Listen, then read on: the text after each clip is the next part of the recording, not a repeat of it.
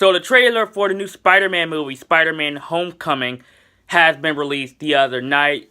And all I gotta say is, guys, this movie looks fun. It looks fun, it looks entertaining, it looks like the the summer blockbuster popcorn flick you just go out and see next year. And this movie looks fun, it looks entertaining, it looks bright, it looks colorful. This movie looks fun. This movie looks fun. I love Tom Holland and Captain America Civil War. I thought that was a great debut for Spider-Man in the MCU. I thought this was a great introduction to the character and just a breath of fresh air for Spider-Man. And of course, Spider-Man, in case you guys don't know, is my favorite comic book character of all time. I grew up with this character. I can relate to this character. I can relate to the nerdy teenage boy in high school that doesn't really get all the girls, and just he's an awesome character. He's a very relatable character, and as you can see, I do have all the movies. Spider-Man, the first movie, is a childhood classic. I loved that movie religiously on DVD when I was a toddler, but watching it now hasn't really held up very well, in my opinion, when it comes. It didn't really held up very well. Spider-Man 2 was my favorite Spider-Man movie, of course. Spider-Man 3, we don't talk about Spider-Man 3. And I am one of the few people who loved the Amazing Spider-Man movies. I do love those movies. I don't care what anybody else says. To me, the Amazing Spider-Man films, in my opinion, is the best pre-MCU incarnation of Spider-Man on film, besides Spider-Man 2. But Spider-Man Homecoming, judging by the trailer, this might be the best Spider-Man movie, judging by the trailer. And the trailer already had a good start. Of course, it showed the usual thieves stealing money from the bank, and it was really funny. The Spider-Man was just hanging on the door like this. He was like, "Hey, you guys are the real Avengers." Already know, because Hulk gave it away, because each one of the robbers has an Avengers mask. One robber had an Iron Man mask, one robber had a Thor mask, one robber had a Captain America mask, and one robber had a Hulk mask. Spider-Man knocks all of them out. Also, another thing that I love about Spider-Man in the MCU, that I love how his mask and his eyes have a lot of expressions. It's kind of like Deadpool. I think, of course, Civil War had to take notes from Deadpool. Of course, the MCU, people at Marvel Studios and Disney probably just look at Deadpool like, you know what? Let's make Spider-Man more expressive with his mask. Let's just do that.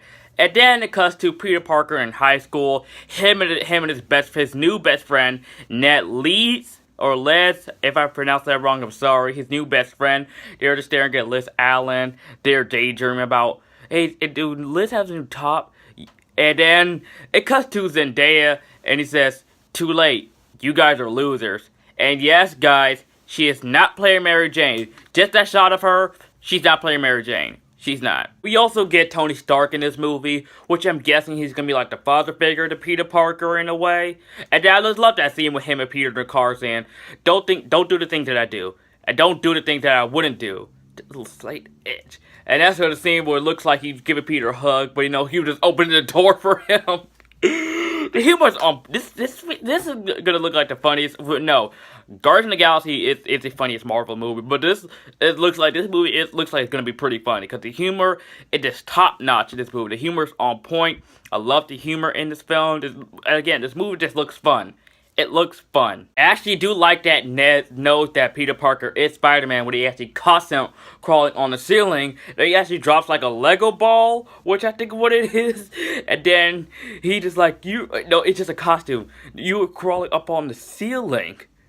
I thought that was very funny. Also, I think this movie is going to be very great as a DC resident myself, that most of the movie setting will take place in Washington, D.C. As soon as they show the monument, I'm like, oh, this movie gonna take place in D.C. Even though they filmed the movie in Atlanta, but most of the movie setting will take place in D.C. So that's very cool as a D.C. resident.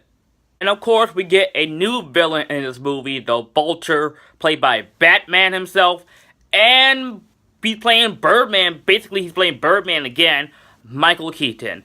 Now, I will gotta say this too, since we do have the Vulture in this movie. I hope he will be a great villain, because if you think about it, not just the Spider-Man villain, the MCU villains in general, they've been a hit and miss. so far the best MCU villain is still Loki. Loki is the best MCU villain so far. So I hope the Vulture will be another mediocre so-so villain like any other MCU films. And that's basically the MCU films' weakest parts.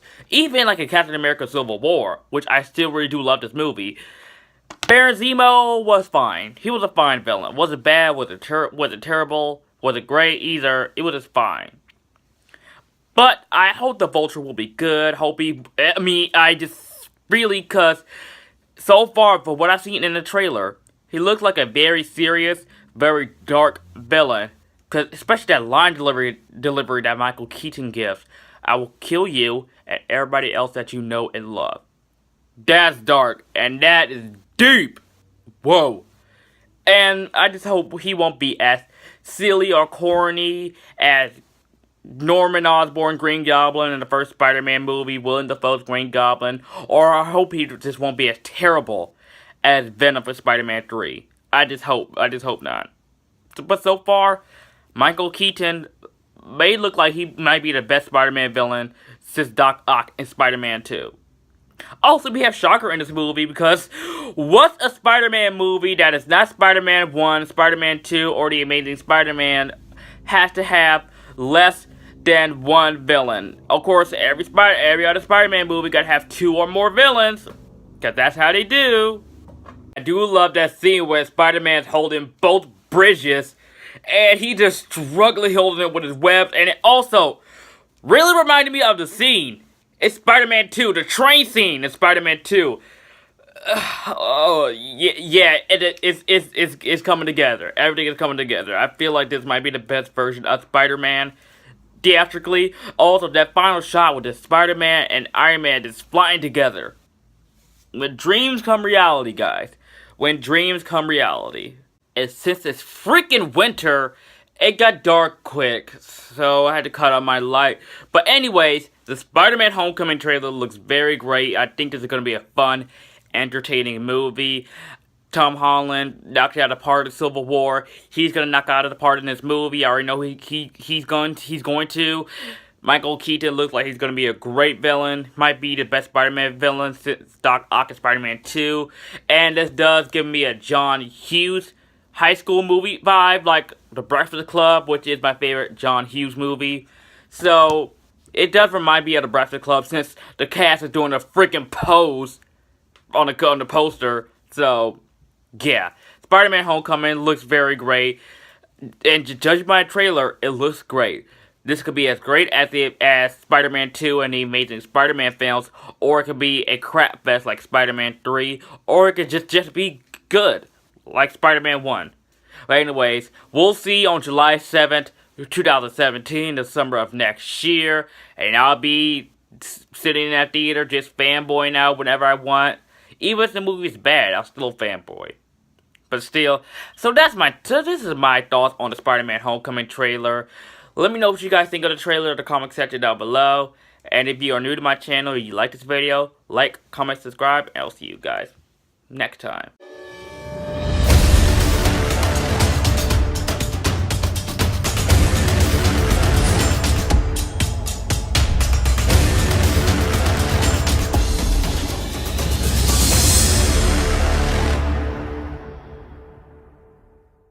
Also, Guardians of the Galaxy Volume 2 looks great and funny. Baby Groot!